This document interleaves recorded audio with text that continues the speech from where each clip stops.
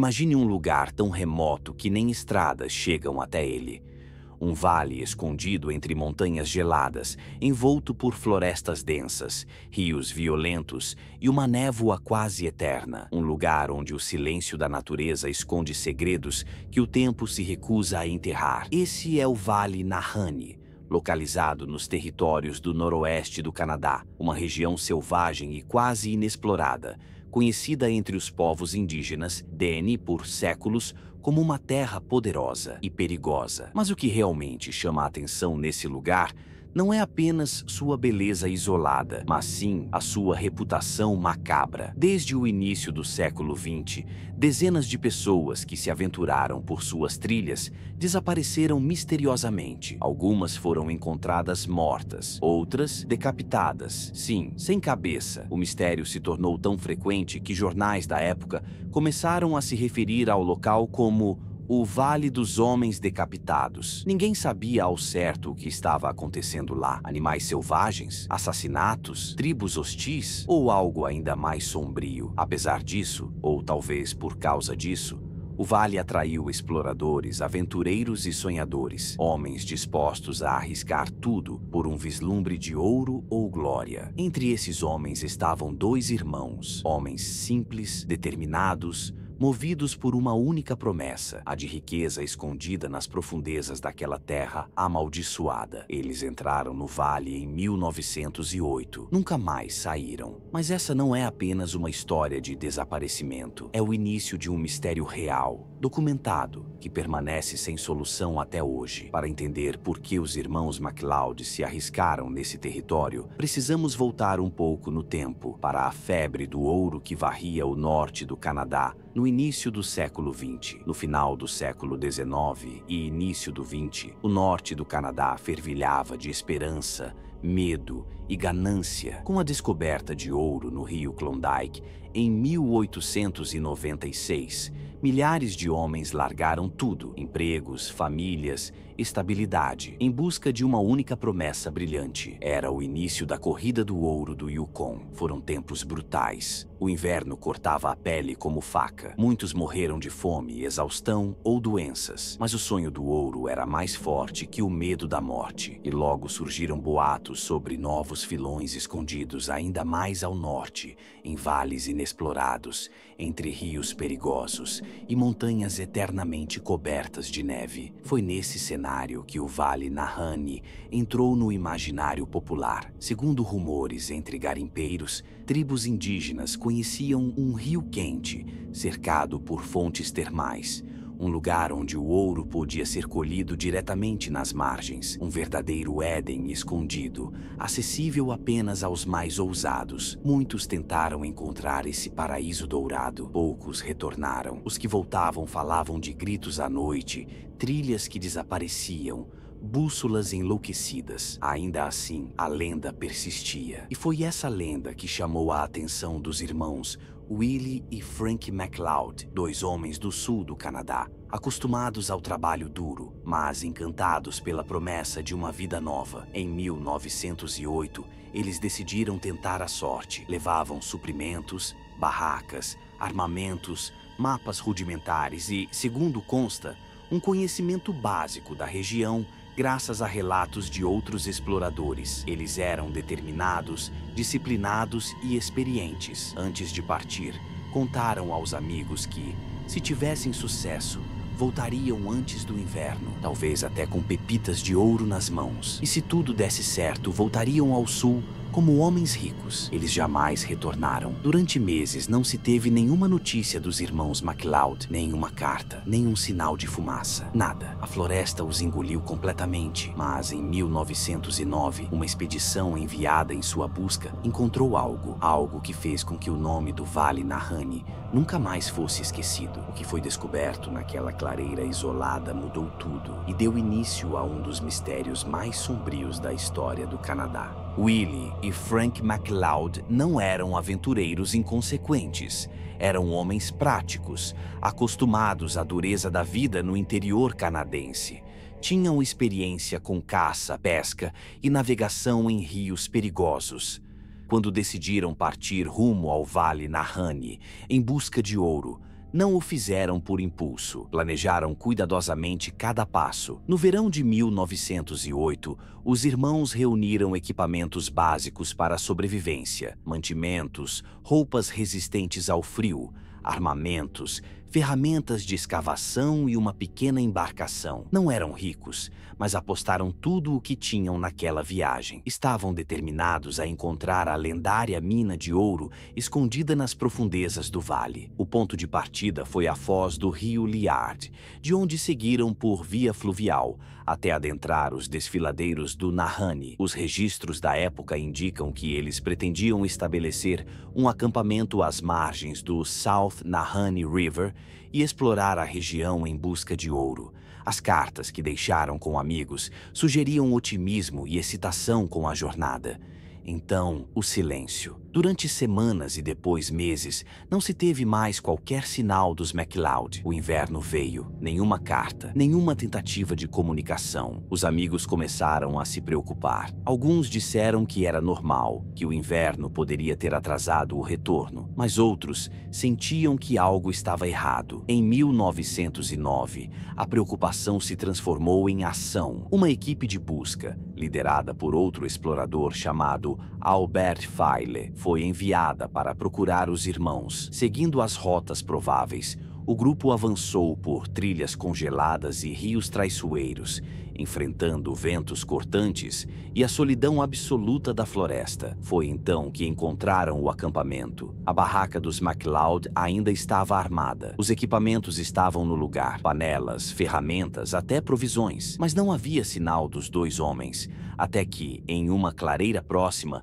viram duas covas rasas cobertas por pedras. Ali estavam os corpos dos irmãos MacLeod, deitados lado a lado, sem as cabeças. Nenhum sinal de luta, nenhum vestígio de ataque animal, nenhum rastro indicando fuga ou confronto. Apenas dois corpos sepultados de forma improvisada, mas respeitosa, e as cabeças nunca foram encontradas. O que aconteceu ali? Quem matou os irmãos MacLeod? E, acima de tudo, por quê? A investigação levantaria mais perguntas do que respostas, e o que viria à tona nas semanas seguintes faria o nome Vale dos Homens Decapitados se espalhar pelos jornais como fogo na palha. A notícia se espalhou rapidamente.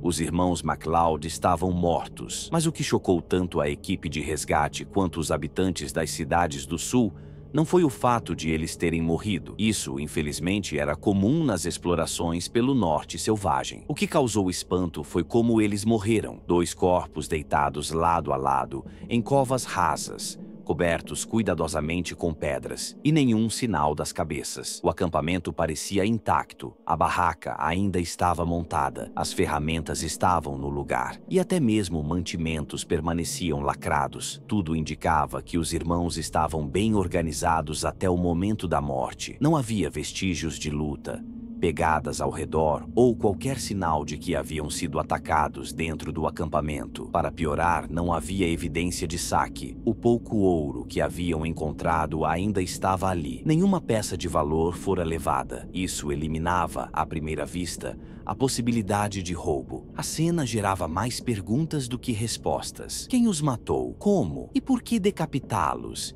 E depois enterrar os corpos com tanto cuidado? As autoridades locais ficaram perplexas. Um médico da época que examinou os restos mortais confirmou que as decapitações haviam sido feitas com precisão. Não era o tipo de dano causado por animais selvagens, como ursos ou lobos. Era obra de alguém ou algo que sabia exatamente o que estava fazendo. Ainda mais estranho, as cabeças nunca foram encontradas, nem naquele ano, nem nos anos seguintes. Nem mesmo vestígios, como fragmentos de ossos, foram localizados. Era como se tivessem simplesmente desaparecido do mundo. A imprensa, naturalmente, se alimentou do mistério. Manchetes surgiram em jornais de todo o Canadá: Vale da Morte, Irmãos decapitados em expedição ao norte. Terra amaldiçoada. Mais mortes no Vale Nahanni. O apelido Vale dos Homens Decapitados nasceu ali e nunca mais foi esquecido. Com o passar dos anos, a tragédia dos MacLeod tornou-se uma espécie de lenda viva. Alguns diziam que foram mortos por rivais em busca de ouro. Outros acreditavam em vingança pessoal. Mas muitos começaram a sussurrar outra possibilidade,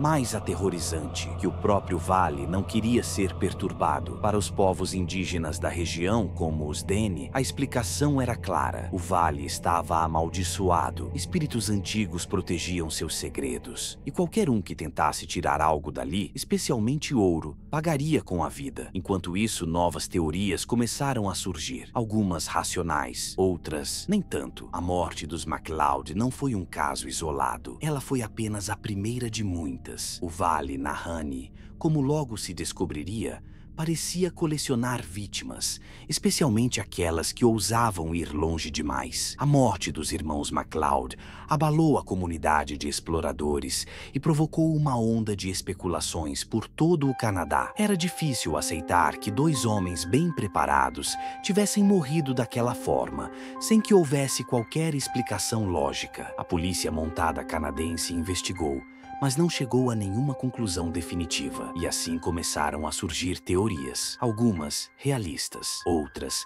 carregadas de medo e superstição. Teoria 1. Disputa por ouro. A hipótese mais aceita inicialmente era a de que os irmãos haviam sido vítimas de uma disputa com outros garimpeiros. Talvez alguém os tenha seguido, esperando que descobrissem ouro, e depois os matou para tomar o local. Mas havia um problema sério nessa teoria. Nada foi roubado. O ouro que haviam coletado ainda estava no acampamento. E por que decapitá-los em vez de simplesmente matá-los e seguir viagem? Teoria 2. Assassinato ritualístico. Alguns especularam que os assassinatos foram parte de um ritual. O modo como os corpos foram enterrados, com cuidado, lado a lado, e a remoção das cabeças sugeria algo mais simbólico do que prático. Havia rumores, nunca confirmados, de seitas ou cultos vivendo isolados nas regiões do norte. Nenhuma evidência concreta foi encontrada, mas a ideia cresceu como uma sombra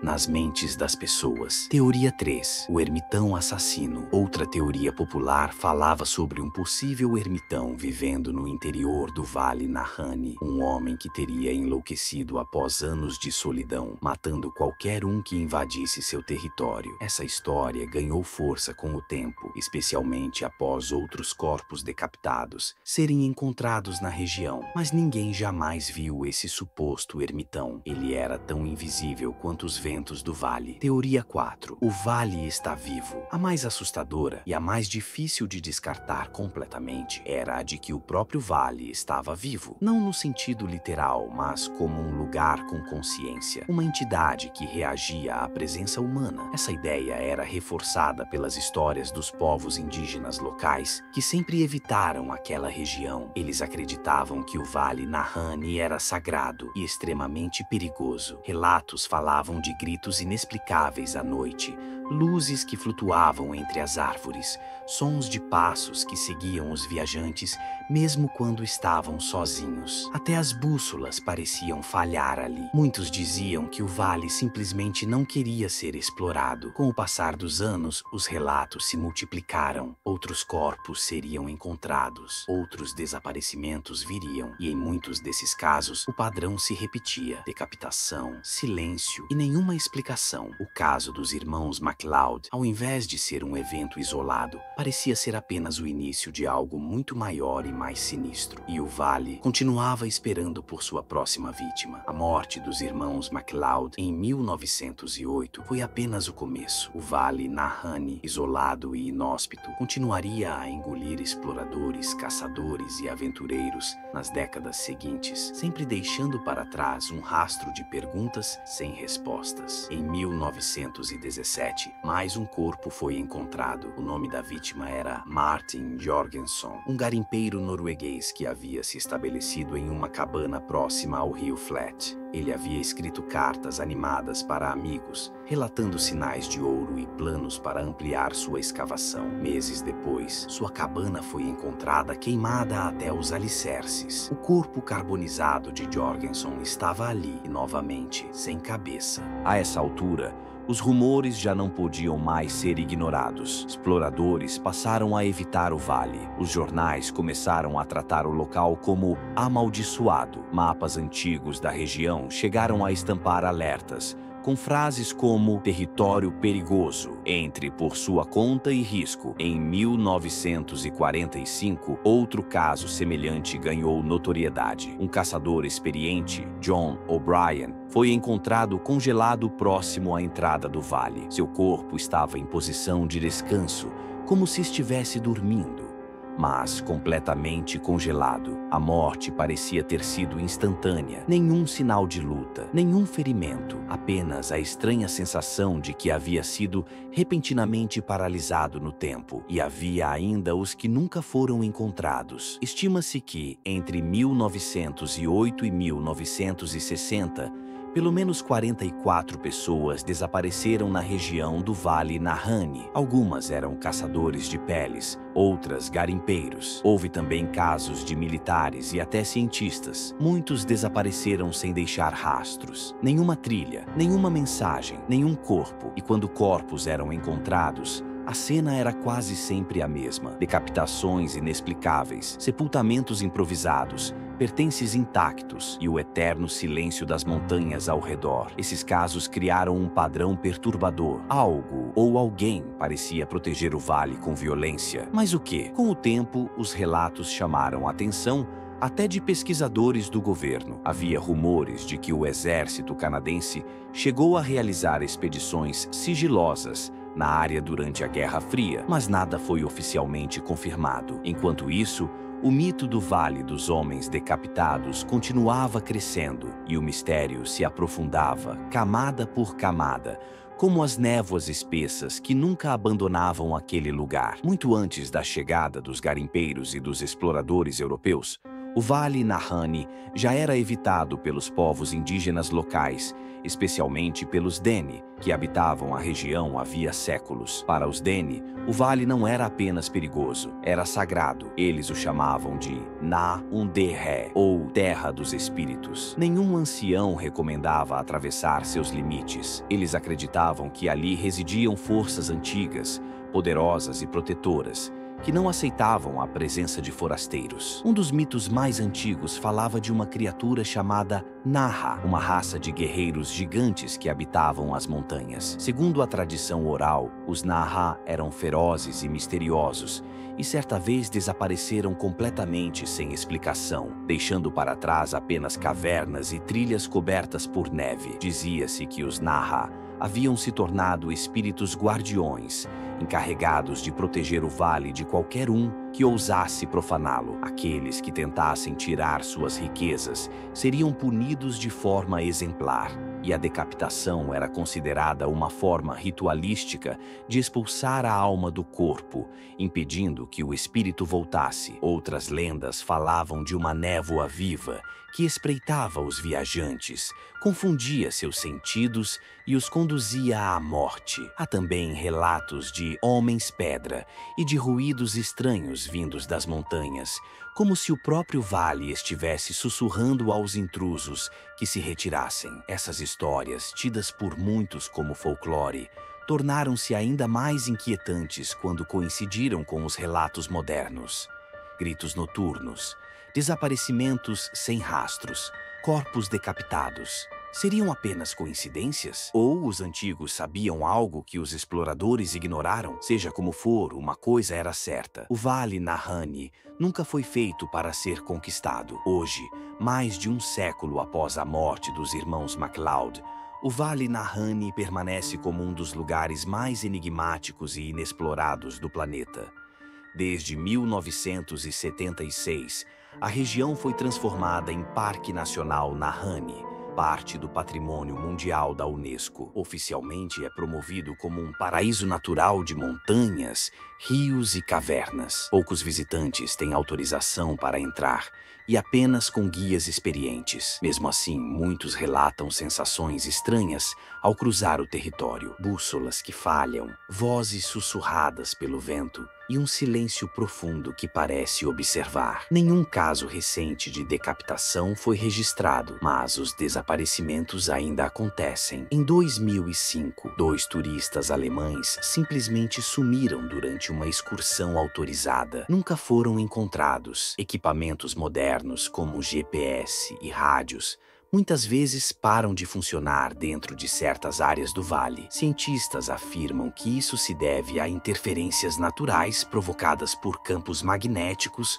ou formações geológicas, mas outros não estão tão convencidos. Documentaristas, caçadores de mistérios e até ufólogos já visitaram o vale em busca de respostas. Alguns sugerem que forças sobrenaturais, entidades interdimensionais ou até civilizações perdidas possam estar por trás dos eventos. Nenhuma teoria, por mais absurda que pareça, foi completamente descartada. Os povos indígenas continuam a respeitar a região e a evitá-la. Para eles, o Nahanni continua sendo terra dos espíritos, lugar que exige reverência e distância. Enquanto isso, o mundo exterior observa à distância. O caso dos irmãos MacLeod ainda é contado em programas de rádio, vídeos do YouTube e fóruns dedicados ao inexplicável, porque no fundo o que mais assusta não são os corpos nem as cabeças desaparecidas. O que mais assusta é saber que o vale continua lá, intocado, inexplicável, vivo.